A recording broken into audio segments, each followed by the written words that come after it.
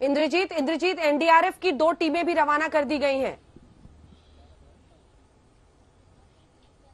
बिल्कुल अंजना, एनडीआरएफ की सहायता इस वक्त बहुत ही महत्वपूर्ण होगी। इस पूरी चुनौती जो है इस वक्त जो लोकल एडमिनिस्ट्रेशन है, जो रेलवे है, उनके सामने, क्योंकि जिस तरह का जो टूल, जो इक्विपमेंट रहता है एनडीआरएफ के पास, और इस तरह की घटना में सबसे मतलब टैक्टफुली हैंडल करने के लिए वो एक वेल इक्विप्ड रहते हैं एनडीआरएफ की टीम्स, और इसीलिए जल्द से जल्द एनडीआरएफ की टीम को मूवमेंट करानी बहुत जरूरी है। यही कारण है कि 2 टीम्स को वहां पे मूव कराया जा सके, ताकि आज रात को, जैसा कि हम कह रहे हैं, जिस एरिया में हुआ है, न्यू मोहना और मोयनागुड़ी 2 स्टेशन के बीचों बीच ये घटना हुई है, वहां पे अंधेरा है, शाम के वक्त ये दुर्घटना हुई है, तो वहां पे लाइट अरेंजमेंट करना, और उसके साथ साथ जिस तरह का हैवी मटेरियल्स चाहिए, जिसको लेके वो जो बोगीज है उसको वो लोग पोर्शंस को काट पाए, उसके साथ साथ जो फंसे हुए पैसेंजर्स हैं उनको वहां से निकाल पाए, रेस्क्यू कर पाए। इसके लिए एनडीआरएफ की सहायता बहुत ही महत्वपूर्ण है, और उसके साथ साथ लोकल पुलिस और जो फायर डिपार्टमेंट है पश्चिम बंगाल सरकार की,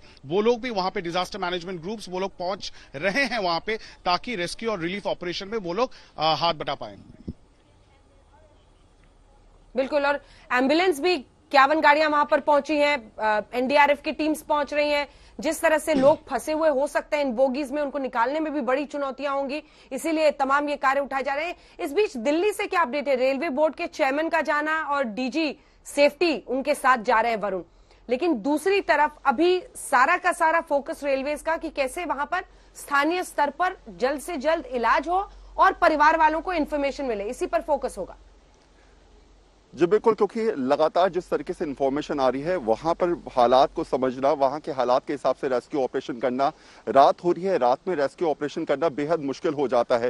हालांकि एनडीआरएफ की 2 टीमें और इसके अलावा एसडीआरएफ की जो स्टेट डिजास्टर टीमें हैं, वो भी करीब 6 टीमें ऑलरेडी वहां की तरफ मूव कर चुकी हैं। इसलिए नंबर ऑफ रेस्क्यू ऑपरेशन चलाने के लिए आपको ये सोचना होगा, क्योंकि 1 बोगी, 2 बोगी, 3 बोगी और ऐसे करीब 12 बोगियों की कहा जा रहा है जो हताहत हुई हैं, उन बोगियों में फंसे हुए लोगों को निकालना, वहां से सीधे ऑपरेशन जो हॉस्पिटल्स है नजदीकी, वहां तक पहुंचाना, तो ये तमाम ऐसी कवायद है जिसकी जानकारी लगातार रेलवे बोर्ड, रेलवे के तमाम अधिकारी ले रहे हैं। यहां से दिल्ली से मूव कर गए हैं, वहां पर स्थिति क्या होगी, क्या स्थिति है, उसको जानने के लिए मॉनिटरिंग रूम बनाया गया है। यहां पर रेल मंत्रालय ने इस पूरी मामले को समझते हुए जानकारियां लगातार जो है वो शेयर करने की कोशिश करी है। लेकिन सबसे बड़ी बात, क्योंकि ऐसे हादसों में जो लोग उस समय ट्रेन में थे, जो लोग कहीं ना कहीं इंजर्ड हुए हैं, उनके अपने लोग लगातार फिक्रमंद हैं। वो जानना चाहते हैं कि आखिर स्थिति है क्या, वहां पर क्या हालात हैं, और शायद यही वजह है कि हेल्पलाइन नंबर्स के जरिए इंफॉर्मेशन साझा की जा रही है, स्टेट गवर्नमेंट से बात की जा रही है। क्या ये कंफर्म हो गया है? क्योंकि अब अपने दर्शकों को भी बता रहे हैं, 308 तो सीपीआरओ ने हमें बताया कि लोग थे जो बीकानेर से चढ़े। कुल मिलाकर लगभग 1200 लोग इस ट्रेन पर सवार थे। जी बिल्कुल, जिस तरीके से व्यूजर्स हैं, करीब 1150 लोगों की संख्या हालांकि आ रही है निकल के। अभी तक हालांकि ऑफिशियल ये नहीं कहा गया है, लेकिन हाँ, करीब 1100-1200 लोग ऐसे हैं जो ट्रेन के अंदर सवार थे। 12 बोगियां कहीं ना कहीं हताहत हुई हैं। 3 बोगियां अगर आप देख रहे होंगे विजुअल्स में, तो 3 बोगियां एक के ऊपर एक आपको नजर आ रही होंगी, और एक चौथी बोगी बिल्कुल पलटी हुई है। तो ऐसे में इन बोगियों से रेस्क्यू ऑपरेशन चलाना, अभी 4:53 की यह घटना है, और ऐसे में लगातार इस ऑपरेशन को चलाए रखना, वहां से लोगों को निकालना बेहद मुश्किल भरा, ये जरूर कह सकते हैं, रेस्क्यू मिशन रहेगा। लेकिन हाँ, कोशिश लगातार रेलवे की, स्टेट गवर्नमेंट की, एनडीआरएफ की जो रेस्क्यू ऑपरेशन टीम है उनकी यही है कि जल्द से जल्द इस रेस्क्यू ऑपरेशन में जो लोग फंसे हुए हैं, जो लोग वहां पर इस समय बोगियों में फंसे हुए हैं, उनको निकालकर नजदीकी अस्पताल तक पहुंचाया जाए, और हालात पर नजर रखते हुए जो भी एहतियाती कदम उठाए जा सकते हैं उसको जल्द से जल्द उठाया जाए। जी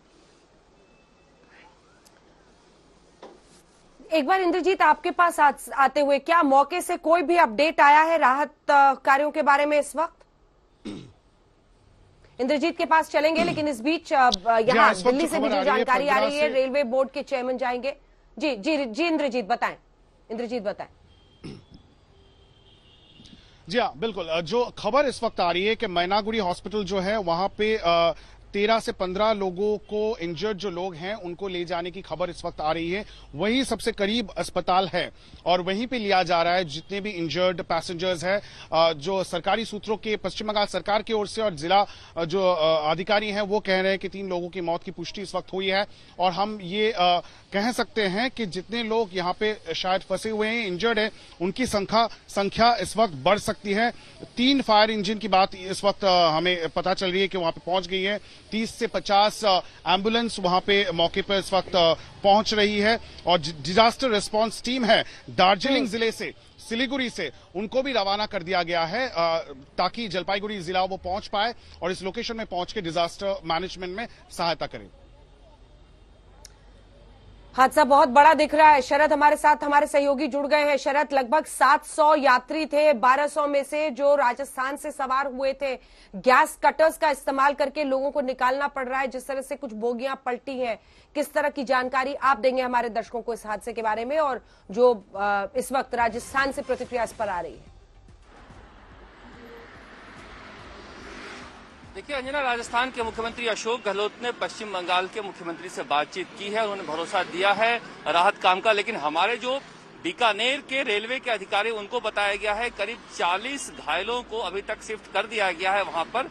और लगातार जो एम्बुलेंस हैं वो घायलों को लेकर अस्पताल पहुंच रही, अभी रास्ते में हैं। तो करीब 40 के आसपास जो घायल थे वो उनको अस्पतालों में शिफ्ट कर दिया गया है। वहां से मैनीगुड़ी जगह है अस्पताल का, और जो ज्यादा घायल हैं उन्हें जलपाईगुड़ी रेफर किया जा रहा है।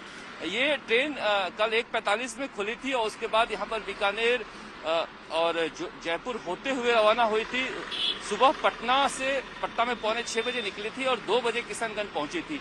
वहां पर धुंध जैसे माहौल तो थे, जिसे बता रहे हैं वहां से जो बातचीत हुई है कुछ लोगों के ट्रेन में जो सकुशल हैं वहां बीकानेर के लोग, वो कह रहे हैं धुंध जैसा माहौल तो था, लेकिन ऐसी बात नहीं थी कि कोई हादसे जैसा वहां पर ठंड की वजह से, कोहरे की वजह से कोई स्थिति थी। इसलिए हादसे की जो जानकारी है वो तो जांच के बाद ही समझ में आ पाएगा। लेकिन फिलहाल जो 700 लोग गए थे उनमें से ज्यादातर लोगों से संपर्क करने की कोशिश कर रहा है रेलवे, क्योंकि रेलवे फॉर्म में जो फोन नंबर, मोबाइल नंबर दिए गए थे वहां से सबको अपडेट किया जा रहा है। और जितने रेलवे के कर्मचारी हैं सबको दफ्तर में भी बुला लिया गया है, बीकानेर में भी, जयपुर में भी, और एक एक करके वहां पर संपर्क किया जा रहा है, क्योंकि वहां पर जो बचाव काम में लगे हुए हैं वो अपडेट नहीं दे पा रहे हैं। जी अंजना।